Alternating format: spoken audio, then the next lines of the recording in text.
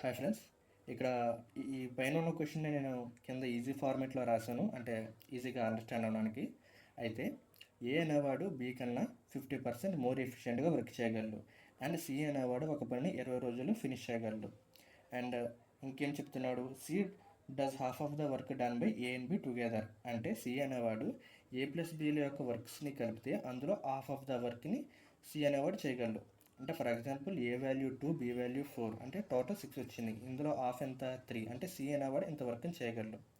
And ఫైనల్గా మనల్ని ఏమడుగుతున్నాడు, ఏ plus బిలు కలిసి ఆ వర్క్ని ఎన్ని రోజుల్లో ఫినిష్ చేయగలరు అని అడుగుతున్నాడు.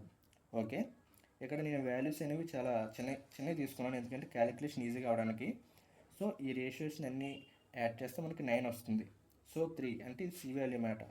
సి ఇంటూ ఇక్కడ మనకి టోటల్ వర్క్ డేస్ అంతా 20. సో మల్టిప్లై చేస్తే 60 బై ఈ రేషియో టోటల్ 9. సో ఇది 3 టేబుల్లో 3 టైమ్స్ 60 అనేది 20 టైమ్స్ క్యాన్సిల్ అవుతుంది. అంటే 20ని 3 టేబుల్లో 6/2/3 డేస్ క్యాన్సిల్ అవుతుంది. ఓకే, అండ్ ఏ ప్లస్ బిలు కలిసి వర్క్ని 6/2/3 డేస్లో ఫినిష్ చేస్తారు. ఓకేనా, థ్యాంక్ యూ.